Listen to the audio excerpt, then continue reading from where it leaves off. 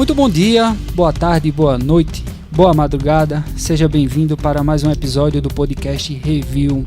A gente nunca imagina, tem noção da hora que você está acompanhando esse episódio, então queremos lhe abraçar nesse horário que você estiver. Hoje o episódio a gente vai falar sobre economia, mas o impacto que a tecnologia está causando nesse universo, né? Vamos discutir um pouco aí sobre essas revoluções, essas mudanças, esses impactos. E para isso a gente recebe Pedro Neves, economista. Seja bem-vindo, obrigado pela participação. Prazer é meu participar desse podcast. Eu sou fã de podcast, então quando eu sou convidado para participar, fico muito feliz. E o tema também, que além de gostar de economia, gosto muito de inovação e tecnologia. Bacana, então roda a vinheta e vamos começar mais um episódio. Você está ouvindo Podcast Review. Pedro, a gente falava de economia, era um assunto, não sei dizer, muito restrito para quem era grandes estudiosos, necessidade de informação, e a tecnologia nos últimos anos ela vem disseminando, pulverizando mais esse tipo de conhecimento. Hoje está cada vez mais acessível para o usuário, seja nas redes sociais, com o YouTube, uma série de funcionalidades. Como é que tu está avaliando esse contexto hoje? Então a gente tem uma mudança de paradigma muito forte, né? Primeiro, como você bem falou, a economia, a ciência econômica, era um estudo, digamos, de elite, né? Você tinha os doutores, principalmente, que participavam, a academia era muito forte, é uma das ciências que tem prêmio Nobel, por exemplo, e junto com a economia, as finanças também. Então o mercado financeiro era algo muito difícil por envolver uma formulação matemática muito complexa. Então tudo isso tornava muito difícil o acesso de uma população digamos, de baixo conhecimento, de conhecimento mediano. Não porque fosse tão difícil assim, mas se criou um status de que era muito difícil, então as pessoas evitavam chegar perto. E aí nos últimos 10 anos, principalmente, a gente viu uma série de mudanças consideráveis, principalmente no ponto do conhecimento. Então, as plataformas de vídeo transformaram aí, trazendo canais específicos sobre investimentos, sobre economia. O próprio cenário político, né, de certo extremo, ele traz um debate, algumas vezes proveitoso, sobre economia. E aí quando a gente vai ver as pessoas que estão gerando esse conteúdo, nem sempre são doutores, nem sempre tem um vasto currículo acadêmico. São pessoas simples que foram descobrindo, algumas vezes autodidáticas, foram descobrindo plataformas de conhecimento, e-books. Os e-books aceleraram muito na área de economia e de finanças, então começou a se compartilhar, né? A economia do compartilhamento começou a transbordar muito forte nessa área do conhecimento, e aí a gente chegou hoje onde a gente está, que, por exemplo, eu estava no último final de semana em um mercadinho de bairro e as pessoas estavam falando de bolsa de valores lá, justamente por essas questões. Você falou nesse ponto dos influenciadores, questão de canais de vídeo que surgiu muito, disseminou essas pessoas, né, que detêm um pouco de conhecimento, começa a compartilhar e maximizar esse mercado.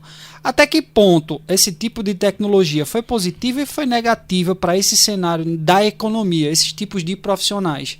Então, na área do conhecimento, eu sou uma pessoa muito libertária nesse sentido, sabe? Eu não vejo muito problemas negativos, não. Claro que, por exemplo, você vai ter alguns youtubers, alguns influenciadores digitais que eles vão ficar numa camada mais superficial, né, do conhecimento.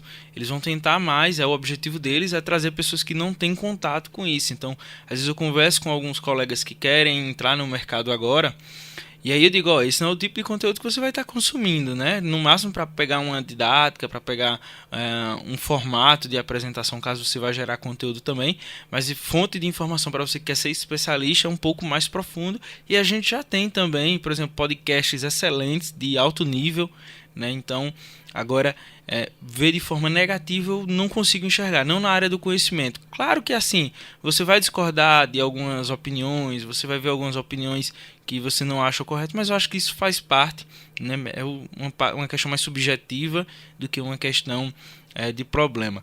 A gente pode ver alguns problemas pontuais aí, por exemplo, pirâmides têm acelerado nesse processo, mas eu acho que sempre fez parte, né? Eles estão só utilizando também dessas tecnologias, mas sempre existiu, né? As pirâmides têm mais de 200 anos que existe esse tipo de ficção financeira que eu falo. Perfeito.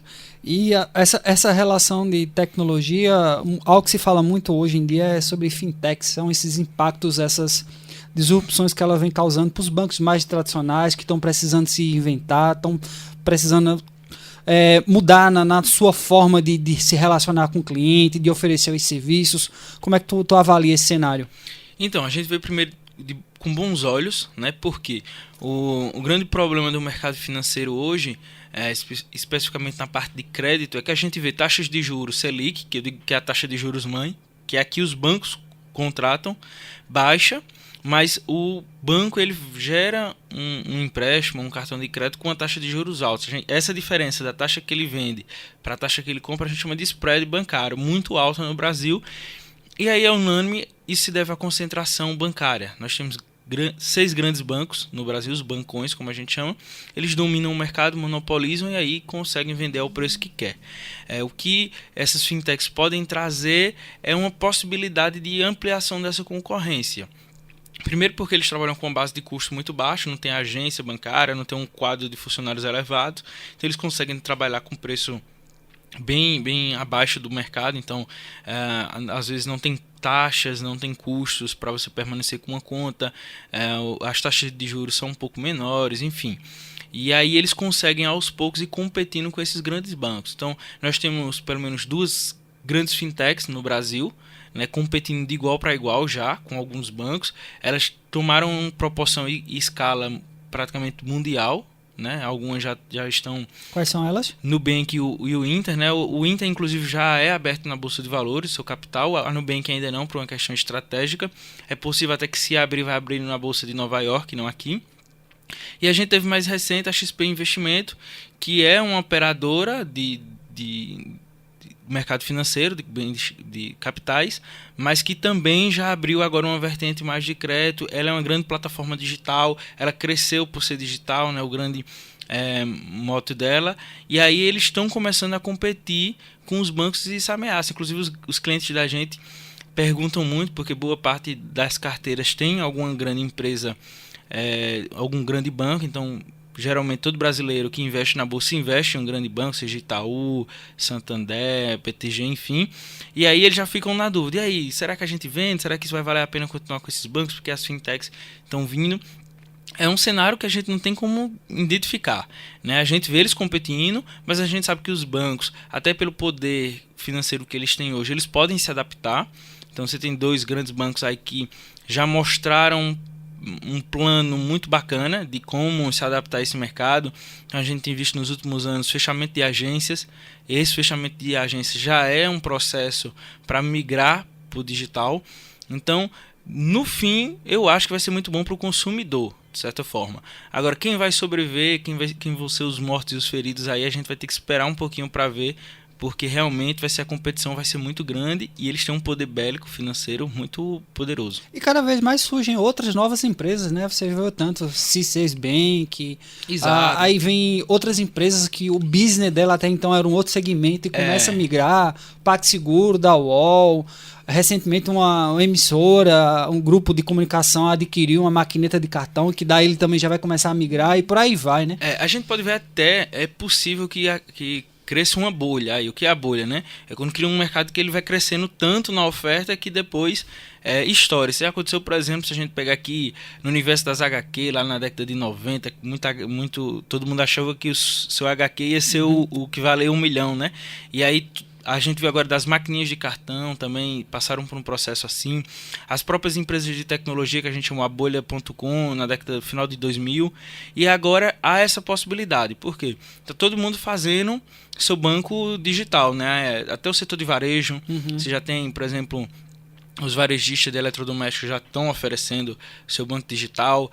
O varejo de vestuário está começando a oferecer seu banco digital. Todos eles. Só fazer o paralelo em relação a essa questão, quando a gente vai para varejo, etc., era o crédito, não era? Antigamente era o carnê, depois passou a ser o cartão de crédito, e agora já conversa com o banco. Exatamente. Em paralelo, tem uma coisa que vai ajudar muito nesse crescimento, que é o cadastro positivo, que foi recentemente aprovado no Congresso, que ele vai tornar, digamos, os juros mais individual. Você vai ter uma taxa de juros, eu vou ter outra taxa de juros, vai ser uma coisa mais personalizada. E eu acho que os bancos digitais, as fintechs, são os primeiros a utilizar esse tipo de cadastro, esse tipo de informação. Então, assim, eu acredito que o mercado ele vai se expandir muito. Não sei quem vai sobreviver, mas para o consumidor vai ser muito bom, porque a gente vai ter uma oferta bem considerável aí. Talvez as taxas de juros baixem em decorrência disso. Você está ouvindo Podcast Review. Tu falou da questão da Bolsa de Valores. Bolsa era sempre o top. Eu acho que talvez só quem tivesse, digamos, fosse rico, que talvez pudesse ter seus investimentos. A população mais carente era um pouco mais, digamos assim, poupança, cadernetinha de poupança, de guardar um dinheiro. E com essas possibilidades tecnológicas, isso devem ter uma mudada, né? Acho que de 2019 para cá, a Bolsa, com a questão de CPFs, mais que duplicou o número de usuários. A tecnologia contribuiu diretamente para isso? Totalmente, né? Porque se a gente pegar 20, 30 anos atrás, a gente tinha pouco menos de 50 mil investidores em Bolsa de Valores e boa parte eram institucionais, né? Eram fundos de investimento, family office, que são fundos de família, enfim. Nos últimos 10 anos, o crescimento do CPF na Bolsa aumentou consideravelmente. São vários pontos, né? Primeiro, da tecnologia, ficou muito acessível. A gente tinha, 4 corretoras anteriormente. Para você fazer uma ordem você tinha que ligar, então já era difícil ter um telefone, ligar, de um orelhão ou de um telefone fixo em casa, ou então mandar via uma carta, né, um tipo de correspondência. E hoje não, hoje você tem aplicativos, né, muito fácil, eu digo que é tão fácil como usar uma rede social. Você faz um login, tem lá a sua ordem bancária, a ordem de envio. O difícil é escolher de fato o que você vai investir, mas ficou muito fácil. E em segundo, a transformação do conhecimento, foi aquilo que a gente falou anteriormente, né? Como ficou mais fácil, como é que eu vou escolher em quem investir? Tem Petrobras, tem não sei o que, tanta coisa. Aí hoje você consegue ter acesso principalmente a esse conteúdo gratuito que está nas redes, que ajuda você no processo de conhecimento. E os profissionais especializados, por exemplo, uma Research, que era uma empresa de pesquisa, de análise, você não tinha acesso. Elas eram restritas a fundos de investimento. E hoje você tem elas aí com valores mensais irrisórios. As consultorias digitais, por exemplo, eu trabalho com consultoria digital, então a gente consegue ter dar um fácil acesso ao cliente. Tudo isso foi facilitando a vida dele na Bolsa de Valores. Né? Se utiliza muito de ferramentas como e-mail, grupos de WhatsApp, Telegram, para compartilhar essas informações. Eu digo que até o e-mail alguns clientes já nem querem receber. Né? Eles querem receber no WhatsApp. Alguns a gente manda, por exemplo, um PDF por WhatsApp, outros nem querem que vá o corpo mesmo na mensagem lá, porque fica mais fácil para ele. Então tudo isso é dinâmico demais, muda de uma hora para outra. O conteúdo, então, hoje amanheceu a bolsa chinesa em queda, então o WhatsApp está bombando de informações sobre isso. Então tudo isso facilitou muito, e aí as pessoas foram ficando cada vez mais confiantes em entrar na Bolsa de Valores, porque o grande empecilho era a falta de conhecimento. Era tudo muito obscuro, tudo muito complexo, você não entendia. Você saía de uma universidade, você não tinha noção de como era que funcionava aquilo. A não ser que você vivesse ali no eixo sudeste, na verdade, você tinha talvez uma vivência melhor. Mas aqui na região, principalmente, a gente não entendia. E hoje você tem investidores, eu digo pessoas muito próximas a mim, que estão em pé de igualdade com qualquer investidor no sul e no sudeste do país. Excelente. E a gente fala aí, juntando os pontos, fala de economia, fala de dinheiro, que dinheiro é comercializado na Bolsa de Valores, compra de dólar, venda de dólar, mas também tem uma moeda que hoje ela já teve, acho que seu auge de muita popularização, se falou muito, que era a questão do Bitcoin, né? As moedas digitais. O Facebook começou a implementar a dela, depois deu uma parada e surge outras infinidade de moedas. E essa moeda é gerenciada por um sistema chamado blockchain, que aí também já começa a ser pensado para outras áreas. Como é que tu comenta aí essa situação, esse contexto? Então, eu gosto, sempre que eu vou falar de qualquer criptomoeda, eu venho um pouquinho antes na estrutura dela, que é o blockchain. A blockchain é um sistema, né, de criptografias em que as transações são feitas de forma muito mais seguras e sem nenhum grande controle, principalmente o controle governamental. que esse é um ponto que sempre preocupou os investidores e a sociedade no geral, porque, por exemplo, se você investe em dólar, você está com boa parte dos seus recursos investidos em dólar, de repente o governo americano diz que vai baixar a taxa de juros de lá, então a tendência é que o dólar vai desvalorizar, então o seu patrimônio estava muito preso a uma decisão política, né? Hoje, com a blockchain e o Bitcoin principalmente se destaca nisso, ele não vai ter essa variável política envolvida, é uma tecnologia aleatória a oferta do Bitcoin. Então, tem essa característica que torna faz o investidor ficar muito entusiasmado com essa possibilidade. Então, a blockchain para mim é o destaque maior antes mesmo da moeda dos bitcoins ou de qualquer outra moeda. Essa possibilidade de fazer uma transação de forma muito rápida, de ser criptografada, né, de ter uma segurança muito grande. Então, por exemplo, isso pode diminuir a burocracia que a gente tem para abrir uma conta, para fazer uma transação financeira. O Brasil peca muito nessa questão, né, porque nós temos, por exemplo, tudo que vai fazer precisa de um cartório, precisa de uma assinatura, e a blockchain dessa possibilidade da assinatura que está lá, que ninguém vai apagar, e ela comprova toda a legalidade do processo. Então a blockchain é uma grande revolução na economia. Eu digo que a gente não usou 10% do que a blockchain possibilita para a economia. E os grandes avanços históricos da economia se dão com os avanços da tecnologia. Revolução Industrial foi uma revolução tecnológica. A Revolução 2, 3, 4 foram revoluções tecnológicas. Essa talvez seja uma nova revolução tecnológica que vai permitir um avanço econômico sem precedentes nos próximos 15, 20 anos. Né? E aí depois entra o Bitcoin. O Bitcoin é uma moeda, né, as pessoas utilizam para fazer transação, mas assim como o dólar, também para fazer investimento. Você acredita numa tendência de que o Bitcoin vai valorizar ou vai desvalorizar, e você faz esse investimento a partir disso. Só afirmo para todo mundo que nos escuta que é um investimento de alta volatilidade. Né? Se você acha que a bolsa já tem uma volatilidade, porque ela cai 1%, 2%, por exemplo, numa crise nessa como a gente está vivendo agora na China, está caindo 5%, já tem gente com medo. O Bitcoin ele tem uma volatilidade muito maior. Né? Então, as quedas são de 10%, 20% ou até mais em pouco tempo. Então, é bom ter cuidado, né, nesse sentido, para você não alocar todo o seu patrimônio em algo tão volátil. Mas, sem dúvida, a tecnologia por trás é o que eu acredito ser o mais brilhante e o que vai trazer muita inovação e muita revolução, não só para as tecnologias que vão decorrer dela, mas para a economia como um todo.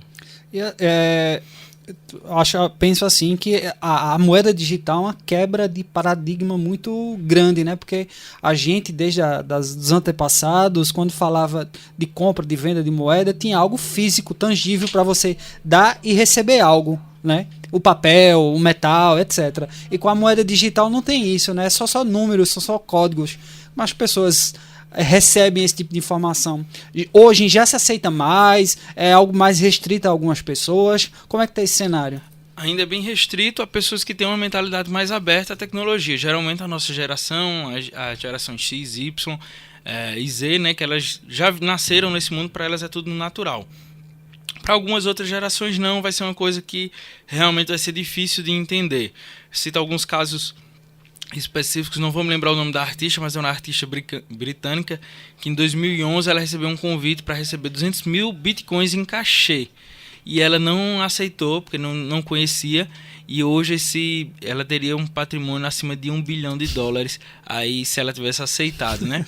Eu tenho um caso particular. Em 2012 também eu recebi um convite para minerar, para participar de um grupo de amigos que queriam minerar bitcoins. Eu não entendi de fato a tecnologia, a explicação, e eu, por não entender, não quis participar, né? Enfim, deixei de participar de um bom negócio.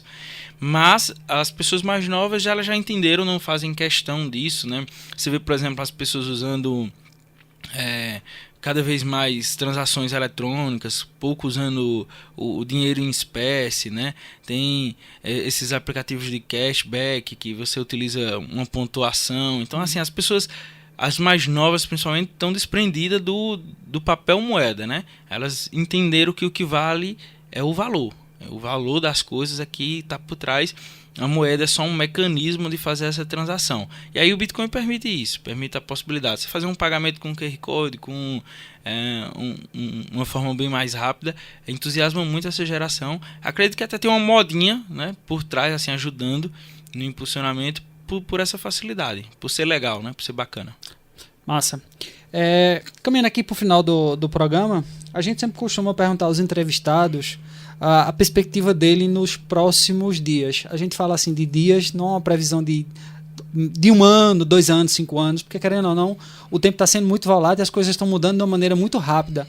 E esse meio de economia, esse setor tecnológico com a economia, também tem essas mudanças. Qual é a tua perspectiva aí para os próximos dias dentro desse cenário? Eu acredito que as sociedades de tempos em tempos elas passam por crises, né? Crises existenciais, crises políticas, crises econômicas, e são nessas crises que surgem as oportunidades. Quando vem um advento tecnológico junto com essa crise, a gente tem uma possibilidade de pular para um patamar superior. E eu acho que a gente está nesse processo. A gente vive numa crise, não é uma crise brasileira, não é uma crise americana, é uma crise mundial, política, econômica. Cada vez mais as pessoas se perguntam o papel das instituições, dos bancos, dos governos, em ditar como é que vai ser a economia, e ao mesmo tempo você vê em paralelo uma nova tecnologia, novas tecnologias, seja no próprio produto, como a gente fala da blockchain, ou tecnologias de processo, as empresas remodelando todo o jeito que elas faziam seus processos, e aí talvez a gente vá ter nos próximos tempos um novo formato de economia. A economia compartilhada, que eu acho que já ficou, a economia das coisas, né? Cada vez mais a gente não quer comprar, a gente quer usar o serviço disso. Então isso já é uma transformação, a produtividade, o uso da tecnologia, a inteligência artificial, por exemplo, tudo isso vai mudando, e eu acho que a gente já entendeu que é algo que veio para ficar e vai durar pelo menos mais uns 100 anos aí de adaptações, né? Então vejo de forma positiva, não vejo com muito medo não.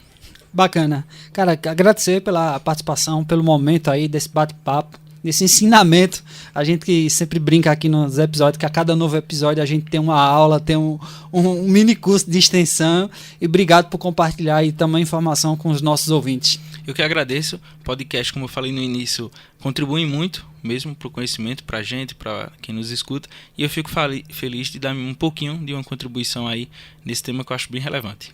E esse foi mais um episódio do podcast Review. Só lembrando para você, toda quarta-feira tem episódio novo disponível no portal Ene10 Interior. Para acessar é super fácil, ene10interior.com.br, ou se preferir, na sua loja de áudio predileta, tá? Procura lá Spotify, Google Podcast, Hear This, Apple Podcast e tantas outras. Um forte abraço e até o próximo episódio. Valeu!